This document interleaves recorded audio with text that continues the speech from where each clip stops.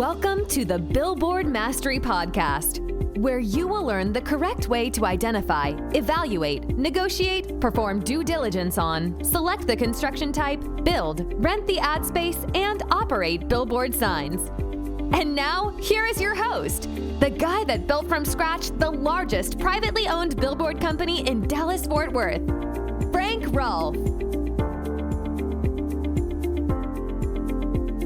If you're looking to buy or build a billboard, there's no getting around the fact it will cost money. And how you obtain that money can make or break how big you can grow, how far you can go. This is Frank Rolfe, the Billboard Mastery Podcast.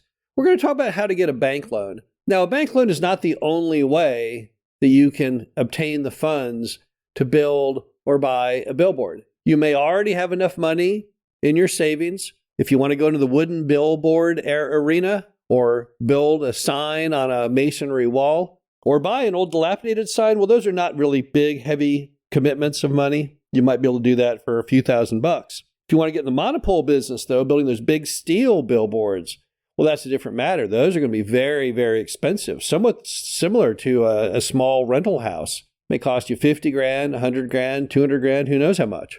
And most people eventually, particularly if they start doing monopole signs or more signs in volume, they run out of their capability of doing things with their own money. And the minute you run out of money that you can write a check on, you have to start looking into doing lending or borrowing. Now, there are different ways to borrow money. You can borrow money from friends and family members. So that's always an option. Many people have built their business around that concept. Or if you fail in finding a friend or family member who wants to invest in billboards, then your fallback position is often going to a bank. Now, I've done a lot of banking in my life. I've been doing bank loans on commercial real estate for, oh my heavens, 40 years now, approximately. And these are some of the lessons I've learned from doing billboard loans for over the decades. So the first thing is, let's talk about what banks want. There's an old adage in banking that first you have to have return of capital before you can have return on capital. That's the standard saying of many bankers. And what it means is they got to get their money back before they even have to worry about what their return on their money was. Because when you take a loss at a bank on a loan, it's punishing. You don't make that much money on the interest rate spread. So one bad loan could wipe out all the goodness you did on the whole rest of your loan portfolio. So they are constantly obsessed with return of principal. So when you go to the bank, when you write your loan package, it is absolutely essential that you focus on how the bank will get the money back. Now, how does a bank get the money back from a billboard if, for example, you stopped making payments and they had to take it back? Well, let's see. One thing would be how much they could resell the billboard for themselves, right? Another would be the value of, if it's a monopole, what the scrap metal would be. But you got to think like a bank because they're always very pessimistic. They always assume terrible things are going to happen. So the key question is, how will they get their money back? And in your conversation with the bank, that will be something you will be asked. They'll say, okay, but what if this deal goes bad? How do we get our money back? Also remember that another part of that with most loans is, what do you have for collateral if the loan should go bad? So you'd be prepared to ask, okay, so, what are you going to pledge as collateral if this loan goes bad? And we can't sell the billboard for what we have in it. What do you have to make up the difference? So they're going to want to know what collateral that you've got. Other real estate, savings, what is it? Because they're obsessed with not losing money, not losing their original principal that they loaned out. Now, they're also obviously going to want to know in a loan package where the billboard is located, whether it's already existing or it's something you're going to build from scratch. They'd like to see pictures of it from all directions. They like a description of it. They would like to know the amount of traffic on the highway or the secondary street that views it, how big it is, how tall it is, and whether or not it is lighted. And then, of course, how the ground lease works. Because they're typically going to have this loan for a period of years. And if the period of years extends beyond your ground lease, you can see how that could be a deal-killing problem. If they're going to put 10-year debt and your lease is only 5 years in length, then how is that going to work? And you're going to have to figure out how to present that. They're also going to want to see a copy of that lease. They're probably going to want to see a copy of the permit.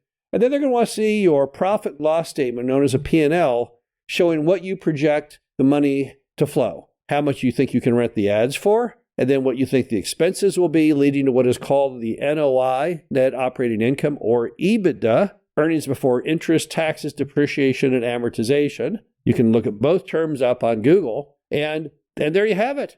And then they want to know how much you're asking. Then it comes down to the conversational points between you and the lender. Now, billboard loans are hard for some banks to grasp who've never done one before.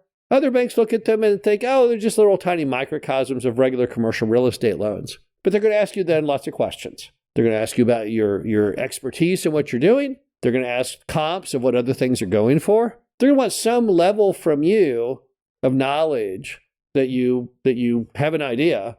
And then they're going to want to know more about you personally. Like, have you run a business before? Have you ever done anything like this before? These are all the things you can probably guess are going to pop up in a meeting with a bank. Now, you have to remember that banks have to make loans. That's the only way a bank can make any money, is to make loans, because they pay people for their deposits in the bank, and then they try to make a spread with those deposits onto what they loan them back out at. Right now, a lot of banks are paying 4% in a CD.